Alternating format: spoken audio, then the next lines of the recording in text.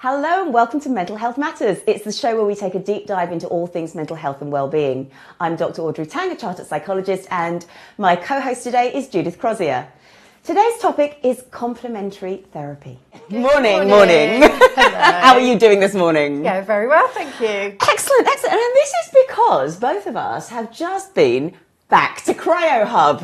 Lovely. Fabulous. We did a show on Cryo Hub, cryotherapy, but we all went for facials this morning. Oh, yes, lovely. And that just woke us up. And that leads nicely into today's topic, because sometimes the conventional therapy, the sit one-to-one in a room, tell me about your problems, it's not for everyone. No. And it's sometimes not for anyone, depending on the therapist. And so we wanted to take a look at all of the various things out there. We have two amazing guests on the show today. One is a hypnotherapist who used to be a clown, and he worked on clowning in hospitals, and I can't wait to chat with him.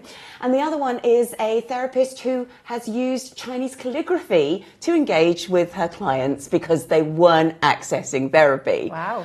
So let's just kick off with, why is conventional therapy not going to be for everyone?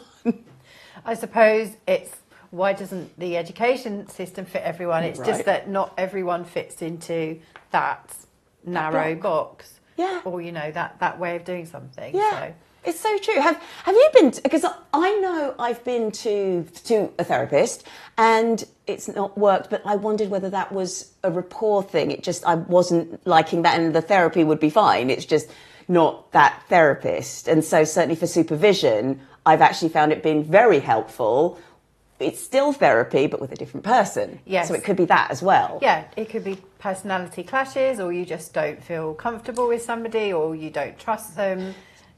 So there's I guess there's lots of factors. There are, I think. I mean, have you ever sort of been to something and then thought, Yeah, I mean, with GPs I've had as well, sometimes you don't feel very comfortable, or you think, actually, I know a bit more than they do. That can happen. I've been to therapy for something specific, and I had to find a second one because I didn't feel that the first one was a good fit. So of course it happens. It's funny, and I don't know whether anyone has had this experience. I've been to a GP, and literally whilst I was there, and not even hiding the screen, so no shame in this, Googled what I said I had. Oh, wow. I could have Googled my own symptoms. You could have Googled your own symptoms. And then he handed me a printout of what he'd Googled. Okay. That's what I took away with me. Oh my goodness. Did you go and see another GP after Well, the funny that? thing was, it was exactly what I'd Googled and thought it was. It was a ganglion cyst. Basically, it was a raised lump on my arm, and the treatment, if you Google it, and does it say drop a Bible? Drop a Bible on it. Exactly. Is that what your doctor said? Yeah. Go drop a Bible on it. Well, no. To be fair, he did not say that, but he did say it's going to go away. Yeah. But it was the fact he Googled. I mean, that's mad. Yeah. So it's things like that. But that's the individual. But you've also got times where a conventional therapist or conventional therapy is just not going to work for you. And certainly a lot of guests that we've had have also said they preferred hypnotherapy, they preferred tapping therapy, they preferred rapid eye movement. Yeah, exactly. So do you think it's therapy falling out of favour, or do you just think it was just never fit for purpose in the first place? It's a difficult one, isn't it? I think it's just, personally, I wonder if it's more that people are just more curious about what else might be out there, and that they want to try different things like we have. Yes. I mean, who would have thought we would have tried cryotherapy? Yes. Not me, but it's amazing. It is. It's fantastic. We talk about a whole programme about it. So perhaps it's that, people are forever searching. I think it's human nature, isn't it? To keep searching for something that then they feel comfortable and want to stay with.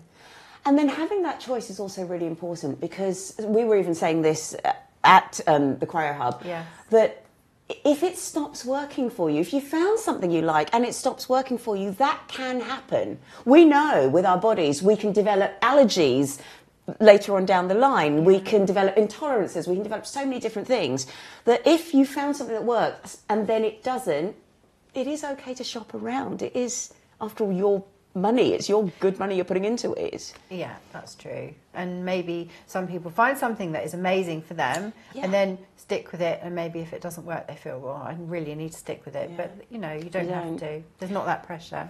And then exactly what you said there, if it's amazing for them, it doesn't mean it's going to be amazing for you. No. So, well, lots to unpack today, and I'm so excited. Our first guest is Dr. Gus Chaves.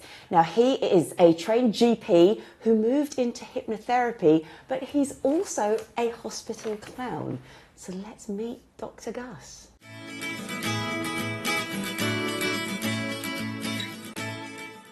So great to have you here, Dr. Gus. Thank you for being on Mental Health Matters. You have such broad experience and we want to hear all about it. Please talk about how you moved from your standard GP practice into hospital clowning, into hypnotherapy. Well, hospital clown I did during university. So I was doing like my medical degree at the time. And on weekends, I would do volunteer as a clown in hospitals. Wow. I did a lot of training to do that.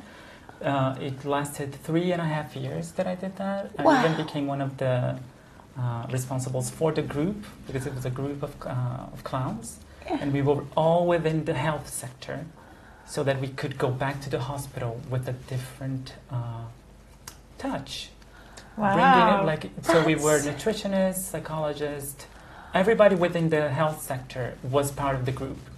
Wow. So we would just kind of transform the way we would see patients. Yes. So we could not be there to help as a health practitioner, but as a clown. And we all like discovered the importance of empathy and connection, and how, you know, healing doesn't start with medication or a consultation, but with a gentle hello and an honest, you know, can I come in? Let's play, let's do this. So true. And it was transformational for all of us that, you know, were part of the group. The group still goes on. Wow. This is beautiful, isn't it? It's incredible. But the first thing I thought was, hang on a minute, you're doing hours and hours and hours of training doctor, and in your spare time, which you probably didn't have much of, this is what you were doing. Yeah. That's incredible. That is fabulous. Yeah. And was this... Thank you. Was this in the UK? I have to ask that question, because the reasons I've seen junior doctors in the UK, and that doesn't seem to be an option that's open to. No, that was in Brazil. I'm from Brazil, and I did my medical training in Brazil. Wow. But there weren't many of us in the group as well, because it's not like from my group, we were like 50 students in my class, medical class. Yeah. I was the only one who was, you know, in the project. Gosh. Oh. Wow. Yeah. It's just such a great thing. And I'm going to just probe that a little bit more, because, and this is my ignorance, what I've seen of hospital clowning is Patch Adams. You know, it's the film with Robin Williams, and he's got the red nose on and the big feet, and he's on a children's ward, like a children's entertainer. It's not quite like that, is it? Not completely. So not really. Yeah. Like, we would always go in groups of 3 or 4 as clowns. We were never alone, because the idea is always to triangulate with the people. Okay. So we could sometimes not talk or not interact with them, but play talking about them.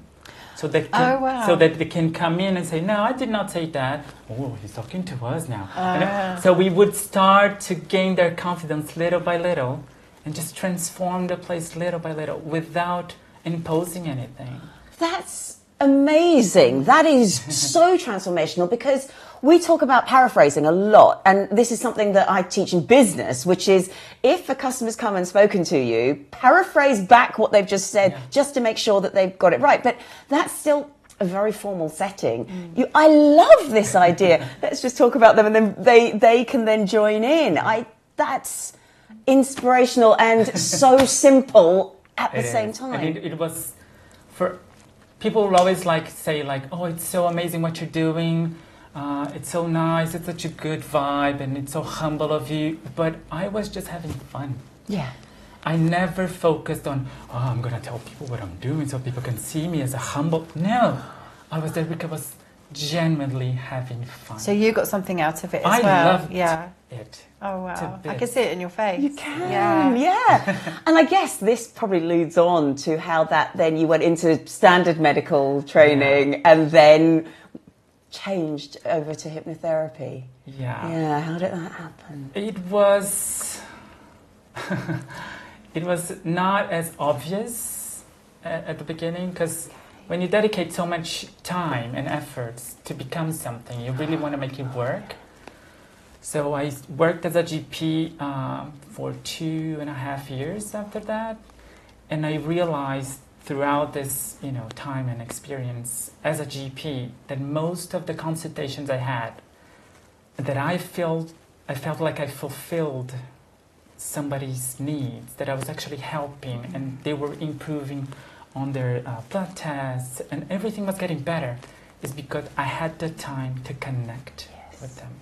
Yeah. But I don't know much about the NHS, but I've heard it's similar. In Brazil, see what I did there, right? Very gently saying that we don't have much time in consultation. No, that's the problem. Because they see quality, or the way they analyze if the health system is working well or not, is by numbers. Targets how many people you've Yeah, seen, so not the quality I had of to treatment. see like 32 people per day Wow. in an 8-hour shift. That's like 15 minutes per consultation. And some people don't have just diabetes. They have diabetes, high blood pressure, and they're overweight. They have a lot of things for me to talk about, but I have to just renew their medication and just focus on what's important. And I could see in their eyes the need for, please listen to me. Yeah. And I have so much paperwork to go through, and I wouldn't have the time, and I would feel so frustrated. And whenever I could, and I had like some control over my agenda in Brazil, I could call them back, and then could say like, listen, we have 30 minutes, and we're not going to talk about diabetes today. I want to know what I saw in your eyes. What's happening? Oh, gosh. And that would change, that started to change the way I viewed medicine. Yeah. And what it meant to heal and wellness. It's not only pills. Yeah. Yeah. And it's not just disease and symptoms. It's so much more. I know holistic became with time a word that people see like, I don't know, woo-woo, or... It's a bit of a buzzword. Yeah. It's a word, got this aspect with time. If you just look it up on the dictionary, it means seen as a whole. So I do always raise the flag up to say holistic is not bad. It's a great thing. We should all be thinking holistically about, treatments, medicine, psychology. Everything should be integrated. Yeah. It's funny you say that, because when I go to the vet with my dog, the first thing is what's he been eating? We never ask. You don't get asked that at the GP. Yeah. And that is part of that holistic self. You need to know what's going in there. And if a vet can do it, but the time factor, that's a huge part of it. And so now as a practitioner, you've got the time to see people, haven't you, as well? Yeah. Oh, my goodness. Now, I do want to know about hypnotherapy, because people have an idea in their heads about what it is. It's like stage, isn't it? It's you can click your fingers and then, you become a chicken or something like that. That's what people think it's all about. Is that true? No. Not hypnotherapy. Not the way I do it. I could do it, but I don't really defend that. Yeah. I don't think that's ethical. In a way. I agree. I've always found that really uncomfortable. I find that there are stage hypnotists, and that's the name that we should give to them. Yes. But we should not confuse that with hypnotherapy, because it's hypnosis in both ways. But one uses for entertainment. I respect. Yes. Oh, but yeah. I don't do it. So I don't even like to show how hypnotherapy works, because I don't think it becomes a stage hypnotism situation. And for me, hypnotherapy is the use of hypnosis, which is a tool for healing. Yes. I mean, your use of the word healing is so powerful and so significant, because it is about putting people in the mindset so they can move forward or move through with support, with direction, all of those things, which I can see how that 5-minute consultation would never give you. And worse still, that 5-minute consultation ends up with, and here's your pills again. Yeah. I know. That's not helping. That's not going to change anything internally. And it's frustrating as well for the patient, which then makes things worse anyway, because they don't feel listened to. Yeah. So with that, well, those are some of the limitations of that conventional way of doing things. Can you tell me a little bit about how hypnotherapy can be used to support, because you do it with weight loss in particular, because I know your background with diabetes, hypertension, all of that, yeah. So because I came from a medical background, I thought if I'm going to, change into something else and become a hypnotherapist, I want to feel that I'm doing the things that I wanted to do as a doctor. So I'm not, like, mental health is increasingly, like, it's really important. We cannot ignore it. And because medicine is very reductionist. Yes, it is, like, hugely. And I do not approve that. I like to work with holistic. So I'm always using, like, let's talk about everything. And what I saw from my, clients and patients with diabetes is that there was a lot of struggle with weight. A lot of struggle with, like, emotional eating and understanding what to eat, what is proper or not to eat. And we didn't have the time to go there because I had to just prescribe the medications, go through the blood tests and all the paperwork involved. And I didn't have the time. So now I have the time and I talk about all those aspects. And with hypnotherapy, which is a very powerful tool to get them into a trance state where they we have access to their subconscious mind, which is where we store everything we believe in, everything that we know, we've learned from a conscious, then by repetition becomes something that is stored in the subconscious. And those beliefs that they have, that they're not worthy, they're not going to lose weight, it doesn't work, it's so ingrained in there that it's difficult for them to see another perspective. So the transformation gets it's like speeded up with hypnotherapy because we go directly to the subconscious to create new neural pathways. Oh, wow. So that the belief comes naturally with time. So we just have to focus on the habits and getting the habits right. I know we're going to get people reversing maybe diabetes, decreasing medication, getting them, decreasing risks of cardiovascular disease. So I think I'm being a better doctor by doing hypnotherapy nowadays. And I focus on weight loss specifically for that, so that I can see benefits in the health aspect as well. Yes, because that's your background from your medical training. I think this is beautiful, and I love the fact that this is you taking control back over your profession, over what is right for you to do. I mean, all of us and our producer are ex-teachers. We have a similar issue, so we get it. We get the demands put on, the targets being measured by numbers, and all of those sorts of things. Now, Dr. Gus is going to stay with us because we are going to talk more about hypnotherapy. But before that, we do have some top tips from our appetite doctor, Dr. Helen McCarthy. Now, what's lovely to lead into that is the fact that Dr. Gus has been talking about hypnotherapy and how that can help with making that process of change that little bit faster. So over to Dr. Helen.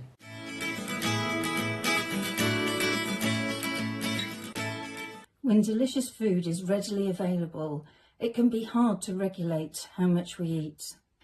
Diets can help with weight loss, but only as long as you can stick to them.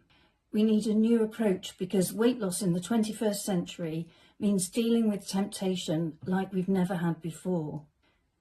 I think we need to understand that we're overeating because of the clash between how our bodies and brains evolved and the modern types of foods that we're eating now.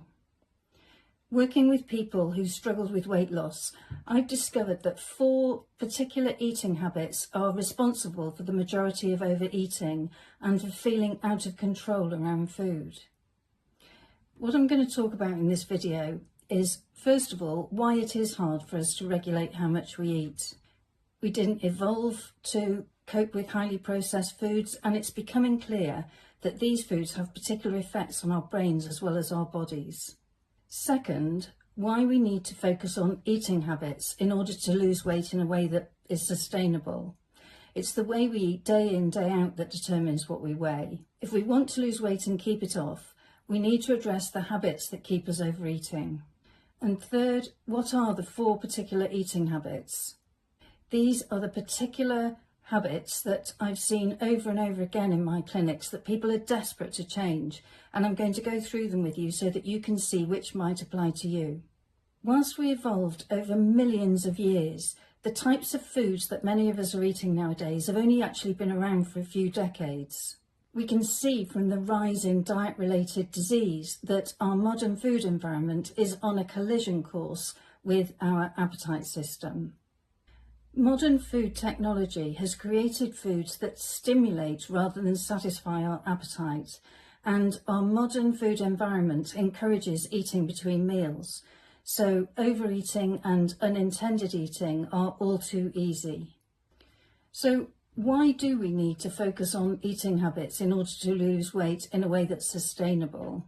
Well, focusing on the particular things that have scuppered your ability to lose weight in the past allows us to get much more Sherlock Holmes about where the problem actually lies. However many diets you go on, if giving into cravings for Pringles or turning to food when you're anxious causes the diets to crash land, it's not another diet you need. It's a way of approaching the cravings or the emotional eating. So let's look at what these 4 particular eating habits are that come up time and time again. First, overeating, by which I mean eating beyond the point of fullness.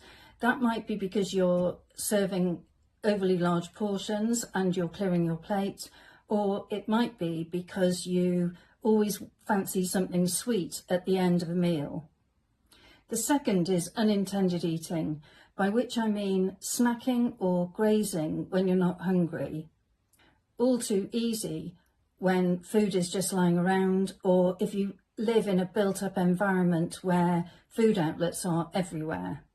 The third is to do with cravings. By cravings, I mean that sort of restless preoccupation with eating a particular food that seems to be only satisfied by consuming it. Whether or not you're hungry, you might find that you cannot stop thinking about a particular craved food.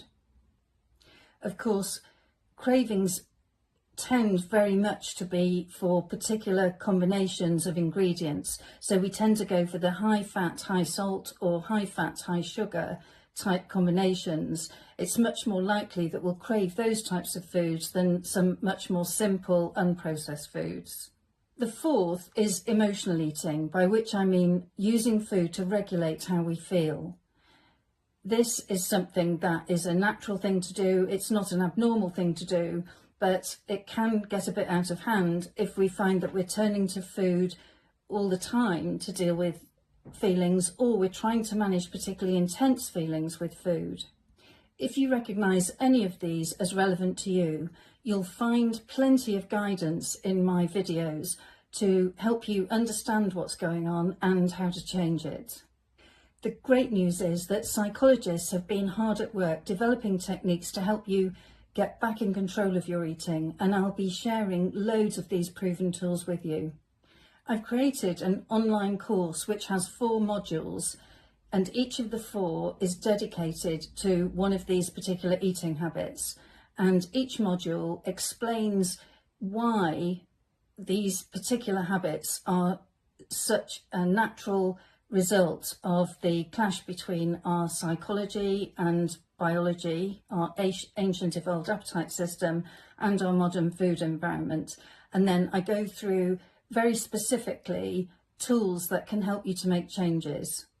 You can find details of the course via the link in the description. I just want to mention that weight gain is not purely about eating habits. It's powerfully influenced by our biology. Please watch all my videos bearing this in mind, and if you find that the content isn't helpful to you, then it's not your fault. It may be that talking to your doctor or other healthcare professional about other approaches would be more helpful to you. Okay, so how to start putting this into action? A good place to start is in establishing a routine for your eating. Establishing a regular pattern to your eating is key to maintaining a healthy weight. So my next video is all about this. It explains why regularity is important, and it's about finding your own unique pattern that suits your biology and, crucially, your lifestyle. You want to be eating around your lifestyle. You don't want to be trying to fit your lifestyle into a particular way of eating. So that's what the next video is about. Thank you for joining us today. If you found this video helpful, please like, subscribe and share it with anyone else you think might benefit.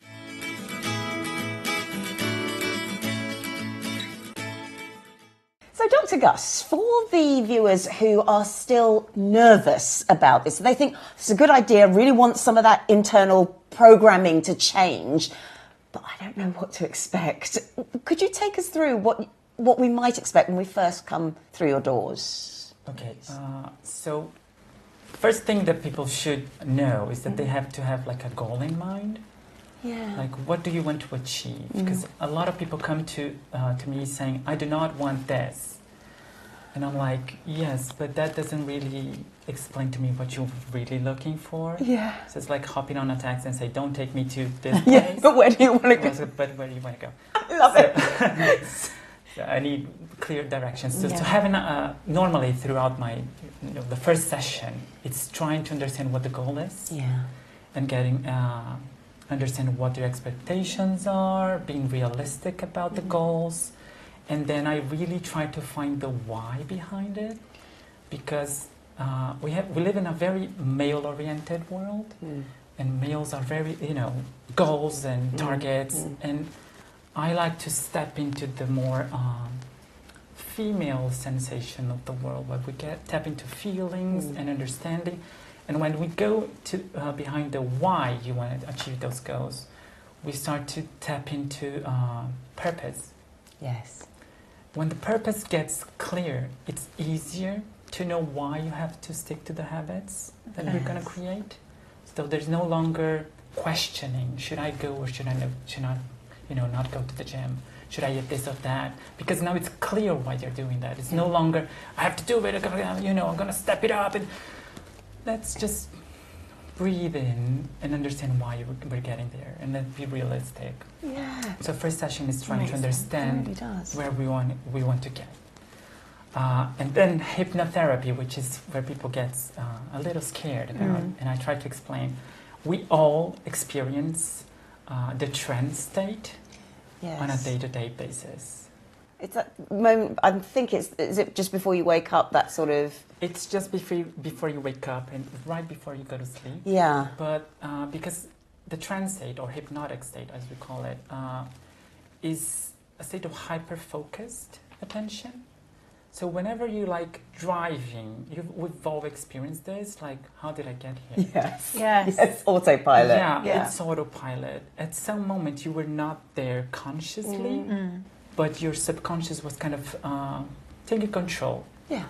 And you were somewhere else. This is when your brain waves go to a different length, and sometimes can be alpha or theta brainwave, which is where we as hypnotherapists induce you to.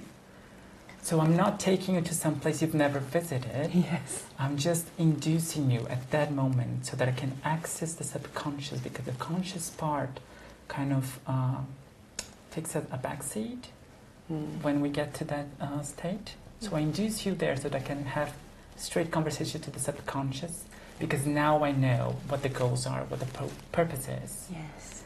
And what I like to do is always strengthen self-esteem and self-confidence to make the purpose clear.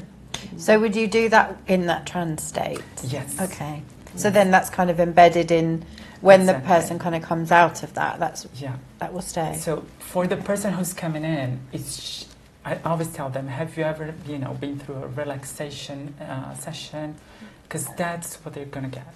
They're gonna, I'm going to relax the body, relax the mind, and just enjoy. Just follow, listen to my words a little bit. It's very gentle. Everybody comes back saying, oh, that was lovely, and some of the fears or the questions that come to me, which is very funny, because they're mostly based on movies. Yes, that's true. Some movies somebody watched and, but that person was stuck in hypnosis forever. Oh. It's like, listen, it's not coma. The next time that, you've been through that every day. Mm.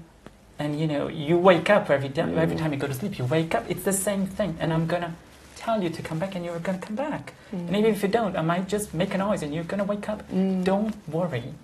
Everything's going to be fine. It's very gentle and it's, smooth. It's very simple. It's a lot simpler than people think. Okay. Yeah, I think that's the thing, and it's a lot more natural than people think. Yeah. Because we go into that state Every day. automatically.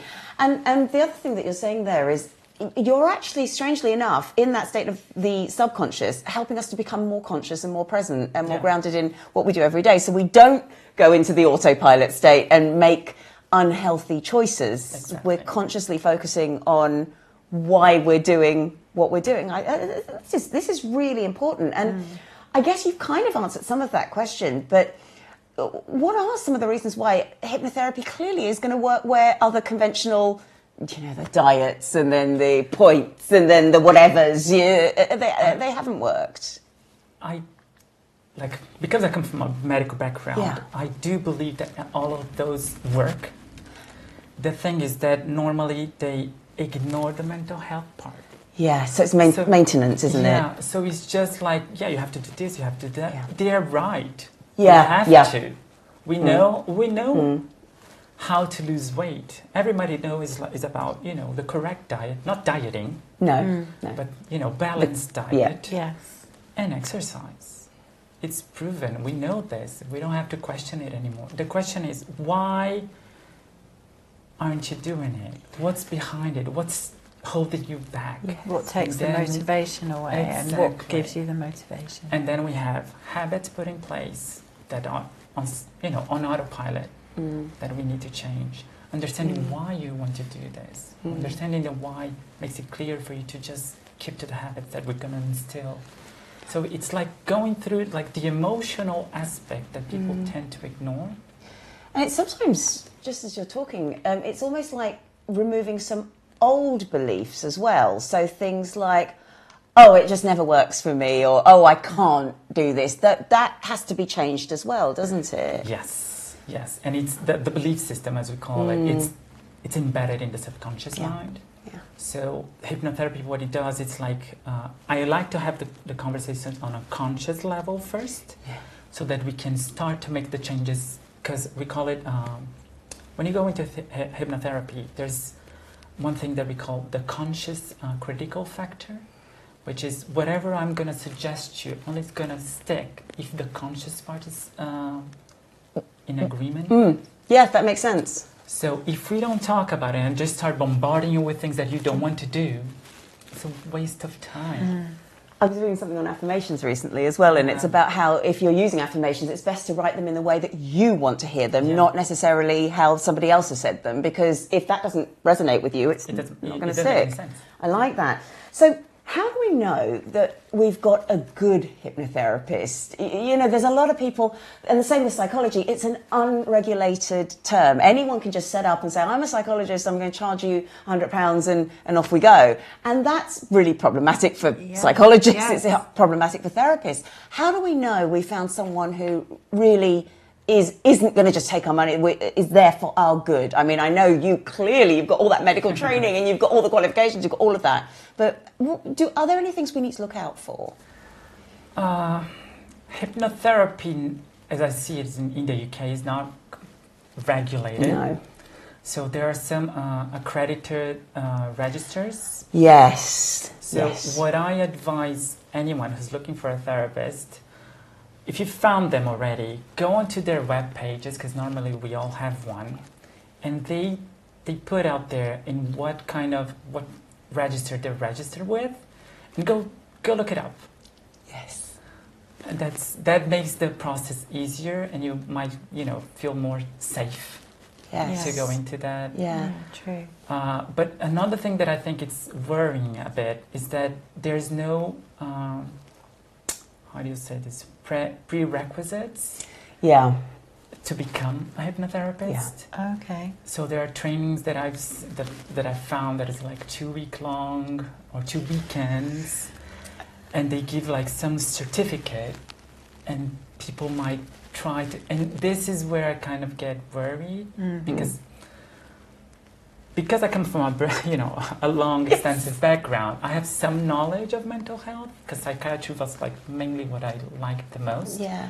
So I have some idea of how mental health works, and some aspects that, and I see people jumping in with zero background, from nail polisher to Yeah. So could that do damage then if people are going to see an inexperienced or unqualified as such psychotherapist? Could they make somebody's health worse, mentally or physical health? I don't think you can actually get worse, because if when they are unexperienced, they normally just try to follow a script they found online or something like that. So normally they tend to be okay.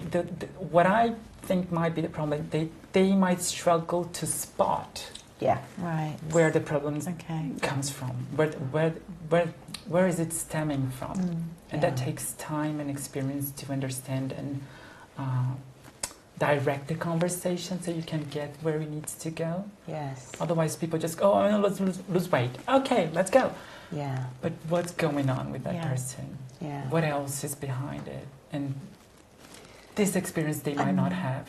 I think that's absolutely right. And we've, again, spoken about this on the show before, about the £10 coaching courses that you can have. You're absolutely right, Dr. Gus. Check the accreditation list. You are staying with us. You are staying with us because we're going to do a little added extra segment that we've just introduced for this new season. So it's very exciting. You are a guinea pig for this. But with that, how can we find out a little bit more about you? I'm trying to make Instagram work. I'm terrible on social media, so I'm trying to get used to that. So you can find me on Instagram or on my webpage, guschaves.com. Fantastic. We'll be right back with Dr. Gus and our Stroop Test Challenge.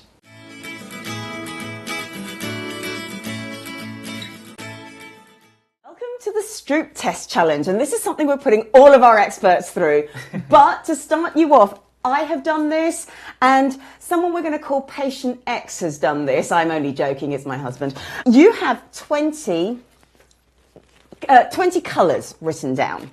But the object of the Stroop test is that you need to say the colour that the word is written in and not the colour that's written. So, for example, I will give this as an example. This is the word blue, but it's written in green. So you would have to say green. Okay. Okay. Okay, are you ready? Yes. All right, let's start the timer. Green. Yellow. Purple. Orange. Pink. Brown. Green. Blue. Pink.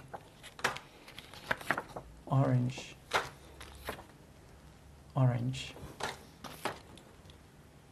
Brown. Oh my God. Blue. Pink. Red. Yeah. Red. Oh, I would accept pink on that. Yellow. Green. Blue. Blue. Yellow. Stop the clock. 49. Wow, you go right to the top of the leaderboard. That is absolutely brilliant. Woo!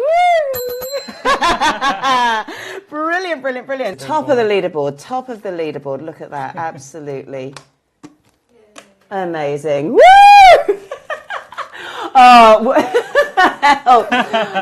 Now we are very excited because Dr. Gus will be appearing on our sister show, which is Skits and Quibbles, and that goes out at 8 p.m. PST, because we are going to be talking about hospital clowning on that. And you've just been such a fabulous guest. We definitely want to have you back again. Thank you. You can find all the details about Dr. Gus as well in our show notes. But meanwhile, we're going to go over to therapist Juan Du. She is a trained psychotherapist.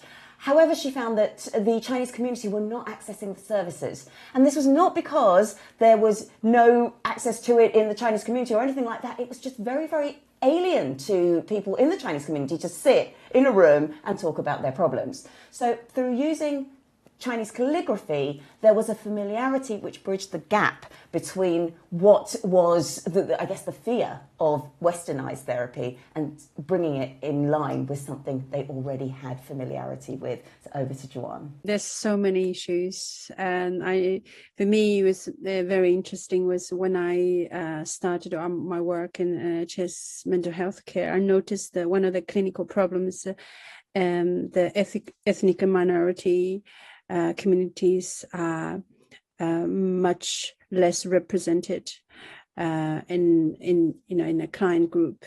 So that's began to my interest in, and I'm Chinese, so I particularly interested in Chinese population, and I've throughout my years in Sussex NHS, I've never seen any Chinese people come to talking therapy. And then I began to investigate that. And then I also asked psychologists across UK, some in London, some in Manchester, all different areas.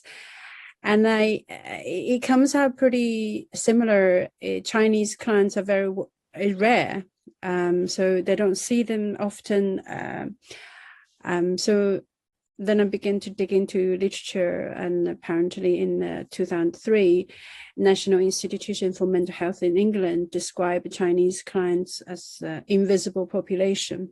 Then, on the other hand, the literature suggests Asian and people with immigrant background have a high prevalence of experience anxiety, depression. So that's something I started really interested in, and as a clinician, I feel, we have responsibility to understand this, not just this issue, but also how to bridging the clients, because, no matter what background they come from, experimental health is not something they immunized, this is, that's a begin to my investigation and interest in develop therapeutic approach. In my personal view, therapeutic approach is very Western discipline, two people in a room and talk about a challenging experiences, difficulties and trauma. And I think understanding people from ethnic minority, they have a different culture, social and linguistic needs. Some perceive discrimination from professionals, and all of those are barriers for people from ethnic minority community access to mental health services. If you think philosophically, Eastern philosophy and understanding well-being are very different. So body, mind, spirits, and then also, particularly Chinese, and then have this huge sense of shame about, if you have some mental health problems, and they keep it within the family. Rather than outside the family, and I'm not generalized, of course, but that's what I see in the clinical population. I think it has become. I see lots of Chinese clients in private practice, but working in NHS, I found that the experience is very different. Calligraphy is something. You say you're from Southeast Asia, whether it's something very culturally rooted, 1,000 years culture awareness and understanding calligraphy. I grown up in China, so I practiced calligraphy as a part of a school curriculum when I was 6, 7, and all of it, I think most of the Chinese people, they have experience of a practice calligraphy. So this is, so therefore, this something I took is not completely alien to them. It's the method itself is very culturally familiar, and the developing from one culturally sensitive approach to a therapeutic approach, and I also gone through many process of. In terms of planning and the developing process. So When I work for NHS and I work in one of the, I don't know if you know, psychical education model with Recovery College. So where I led one of the courses, mindfulness and calligraphy. So I noticed it was interesting is all the learners are the English speaking, and they use calligraphy I encourage them to use calligraphy to express their feelings rather than from aesthetic side of calligraphy. So this particular protocol is 4 sessions, but can be expanded, depends on the needs. And the idea of have a protocol is hoping to bridging the clients not accessing therapy by approaching something they're familiar with. Then they feel more comfortable with understanding what is the talking therapy about. Then hopefully they can, access to therapy. In today's Business Boost, I wanted to talk about ways in which we can change the world around us. If it's not working for us, how can we make an impact? Perry Timms talked about 3 ways we can disrupt. The first is a core disruption. The second is adjacent disruption. And the third is transformative disruption.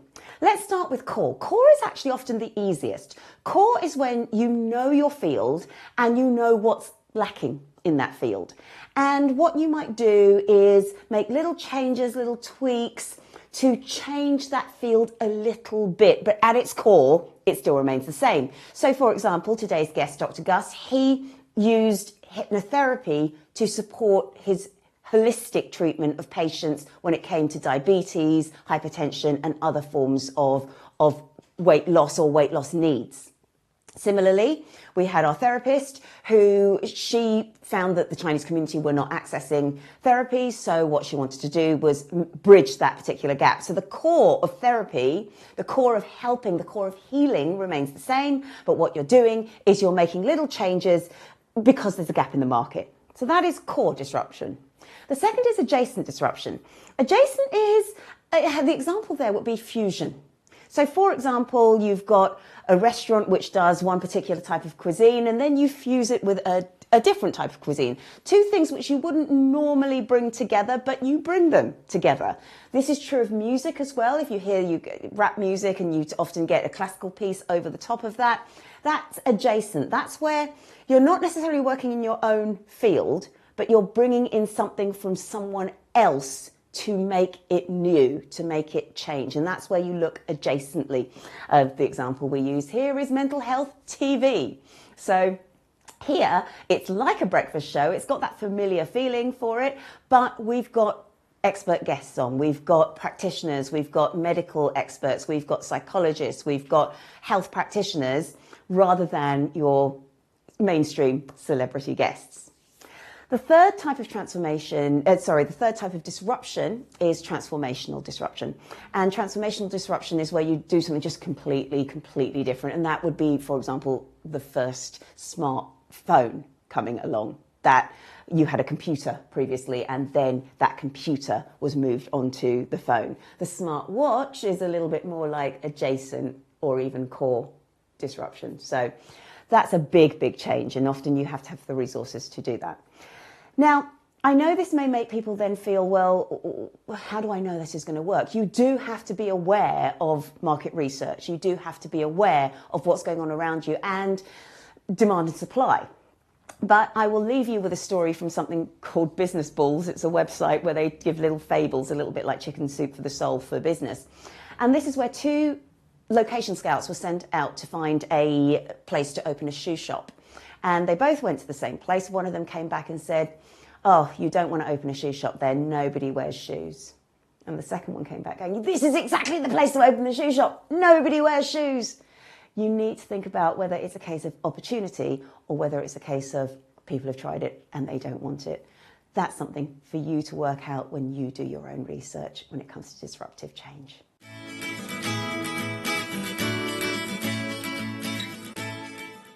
Oh my goodness. What another amazing guest. I know, I love our guests. And I love the fact that everyone has got so much expertise in their field, but really high level expertise. We are talking about qualifications coming out of people's ears here and real understanding and experience in the field, which is so important. So important, and just so interesting as well that Dr. Gus came from a purely medical background and then realised there's more to medicine and has incorporated it, and now he's got the whole holistic, as he says, which is just incredible. I just think he would be an amazing person to go and see. Yeah, and because what you tend to get sometimes is people who have been trained in a certain way, as he said, it's very reductionist.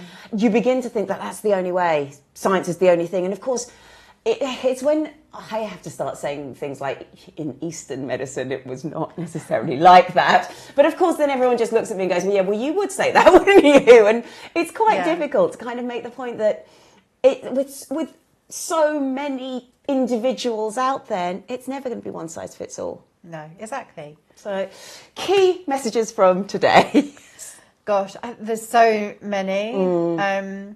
But I think the overwhelming kind of message, or something I'll take away, is that you go with a medical problem to the doctor, for example, or to somebody like Dr. Gus with one thing, but actually there's loads of things that feed into that one thing, and unless the medical profession treats all of those things that feed into that one thing, you're not going to fix that one thing. That's the thing that I'm kind of taking away. I think that is the key message, actually, because I agree with you. I see this as well with clients. I'm a coach, I'm not a therapist, but you start talking about why you're unhappy in your career, and suddenly all of these other things come out. And sometimes I have to signpost them to a therapist as well. Okay. So, and then come back to coaching when you're ready to move through that. Yeah. So you're absolutely right. It is about saying and recognizing in ourselves that one thing that we are obsessing about or worried about may not actually be the root cause. It might be something else that has led to the thing that's presented, which is just easier to recognise. Exactly. You put it a lot better than I did. No, not at all. No. I think we're both on the same track. And again, this is why we like having so many voices. Yeah. Is because if it resonates with you when Dr. Gus says it, or Jude says something, or I say something, or any of our amazing experts says something, we're all putting your best interests at the fore. It doesn't matter which one of us really speaks to you. We're all there. Hopefully, I hope you feel that as well, for your good. Stay healthy and join us next week.